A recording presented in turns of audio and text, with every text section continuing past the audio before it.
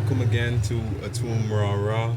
I'm Atum, and you're following our vegan, pranic, breatharian lifestyle, our journey. And today, for today's video, I wanted to talk a little bit about the mind state that it took for me personally to move from being vegetarian about 3 years ago to now I'm 2 years solid, 2.5 years solid of veganism. And I do raw vegan as well as fasting, so I do consider myself breatharian at whatever stages or levels. This is all a part of your own personal journeys, of course. So but I realized, especially recently, I had a discussion with my older brother and his girlfriend, and they were just telling us about another friend of theirs who had been eating what it's crazy because in the sense because it's considered the standard American diet to eat so often, something like 4 to 5 meals a day with snacks, and then you're still expected to also have 8 glasses of water or more. Um, so they were just talking about a friend who wasn't actually, you wouldn't call him obese, so to say, just off of looking at him or anything of that nature.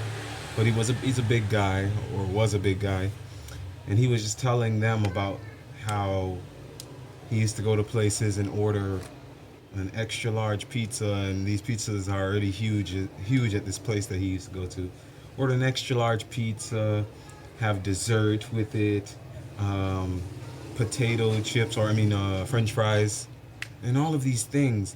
And I'm just, and while he was telling them this, he was expecting them to look disgusted at him, like, which let me understand when they're telling me this story that he understood that what he was doing was already wrong for his body, but yet it was almost like he had no self control in that aspect.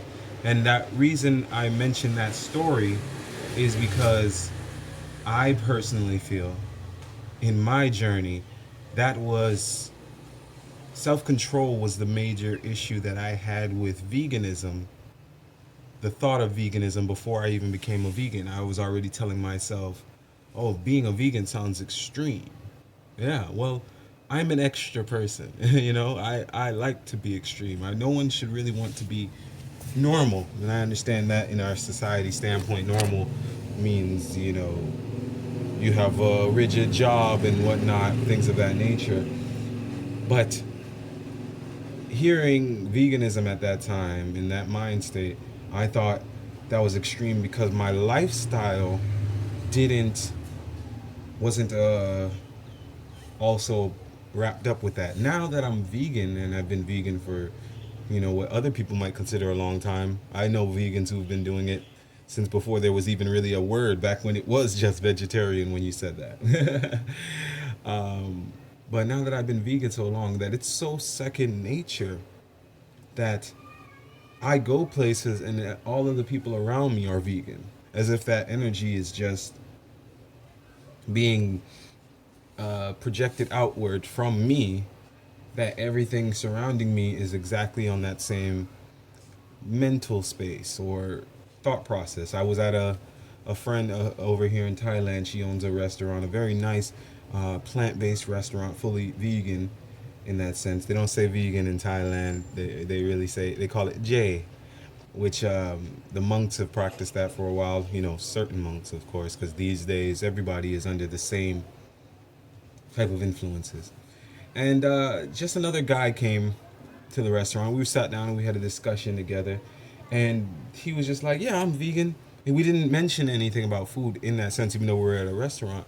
And we were just talking about pets, actually, having pets. And he was just like, "Yeah, as a vegan, I don't stand for that," in a sense. In his mind, that's what he set out to me.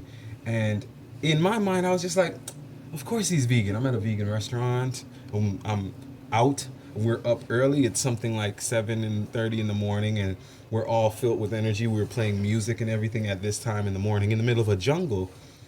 And not to be facetious or mean or anything, but my mind instantly was like, of course this man's vegan. everybody here is vegan because I'm vegan, and that's what I was projecting out.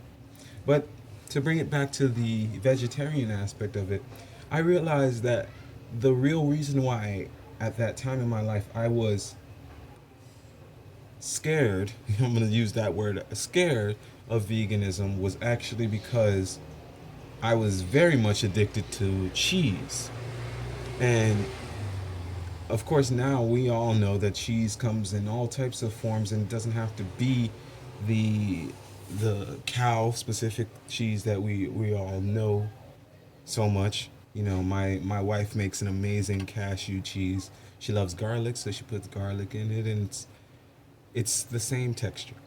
If that's what you're really craving is the texture, I can do that texture. But for me, it was the cheese. So even at that time in my life, I realized that yeah, I had removed the meat out of my life, but I was now heavily supplementing that loss of meat for cheese, and ultimately at that time as well, it caused me to inevitably fall off of what you'd say is the proverbial wagon, where the cheese. Okay, I'm a big pizza fan.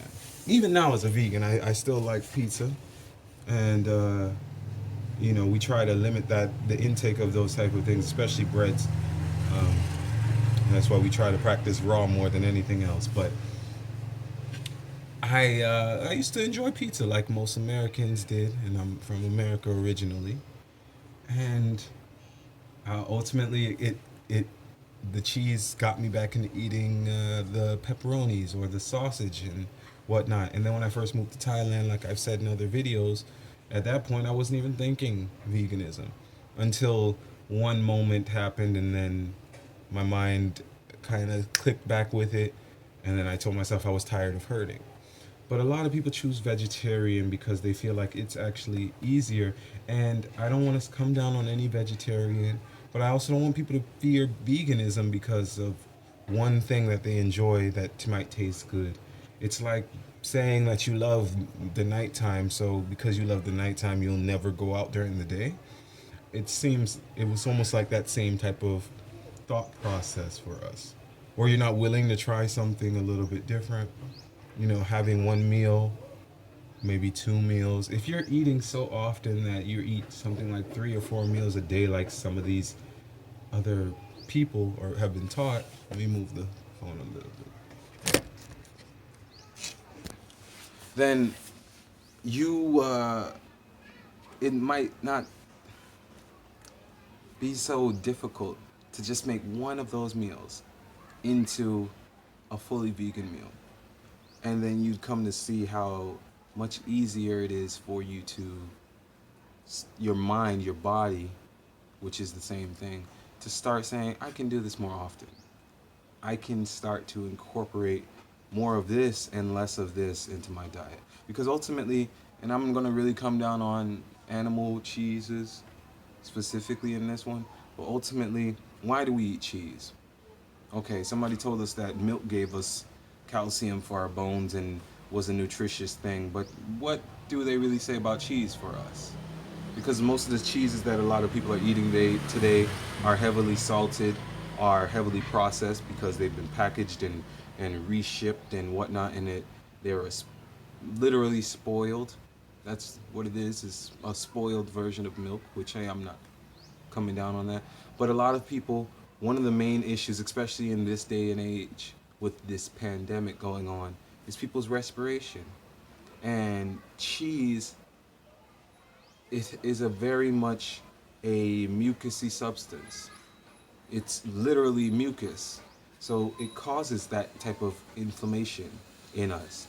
Whereas a lot of people you meet today can't speak and breathe at the same time because they have so much congestion here, right here. And the reason I'm showing this area is because this is a main central point in our bodies. That if you, oh, there's a spider. If you have this much congestion in this area, what do you think it does to your third eye? If you believe in those things, what do you think it does to your frontal lobe and your mental processes and all of those things? If you can't even breathe through the biggest working thing on your face, you know? So for me, cheese was the reason why I was vegetarian and not vegan.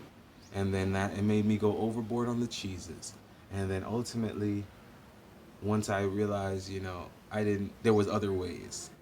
My wife started making her cashew cheese, and I don't even eat that as much anymore. We don't make that. There's so much other things, and I came to a realization, and it's actually hilarious to me sometimes, that people expect, like as if everything is supposed to be um, made out perfectly for them in that sense. They expect to be able to eat the exact same things that they ate their whole entire life for their whole entire life. Well, when I was 25, I'm pretty sure at that point I had eaten over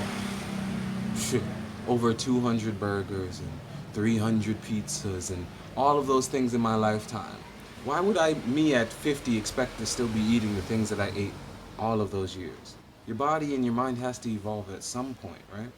So I'm just saying that it's time that a lot of people start to really think about that type of uh, evolution, metamorphosis for themselves. Do you like certain things? Would you like the taste of those things? Yes. But at one point you liked the taste of carrots and applesauce when you were a baby and your mom was feeding that to you. And then the next point from there you like the taste of french fries because a friend at school gave you one of their french fries and you tasted that. But then at some point shouldn't you expect to yourself to move past that as well? And once again, I also don't want to make it seem like it's coming down too much. Do the things that you enjoy and always do what's best for you and your body. But there's certain things at this point in our lives that are proven that are doing 10 times more damage than they are doing anything positive. Like, are potatoes good for us? Most likely. Most likely, yes, potatoes are, but frying them in deep frying them in oils and things of that nature, that's been proven to cause cancer. That's been proven to cause these type of pains and inflammations and joint aches and everything. So at this point, I just want people to also think more for themselves in that aspect, but I'm also helping you in that thought process of realizing there's other ways of doing things, you know? Mm. The sun is moving, everything is shifting right now, and the seasons change. Why don't you consider a change for yourself as well? So that's the message for today on veganism and vegetarianism. Both of them are ultimately trying to guide us all to the best version of our lives, which would be to help lighten up ourselves, lighten up our intake of the metals and the meats and all these other products that we're putting inside of our bodies, and getting back to source, because there wasn't crackers in the Garden of Eden. There was there was only fresh fruits and the animals that roamed free. But if you want to talk about it in a biblical standpoint, God didn't say, "Oh, eat the animals." He said, "Eat the fruits of the land. You are the gardener of this land. Why don't you try some new fresh fruits? You don't have to be afraid of it." That's one major thing that I've realized too.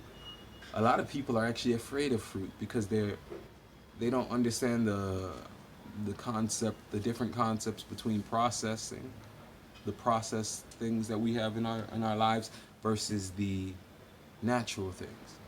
I've known a girl who was diabetic, and she used to eat every type of sugar thing. I mean, she used to make the most sweetest things, and she would just, take her insulin and keep it moving. But one day I told her, "Why don't you pick up an apple or eat some fruits?" And she told me that would be too sweet for her. And I was like, "But you had chocolate cake yesterday." I, so there's a difference. Of course, there's a difference, and I encourage you to find that for yourself as well. But for now, I'm Atum Ra Raw. I wanted to share a message real quick, share some love with you all, and I'll catch you in the next video.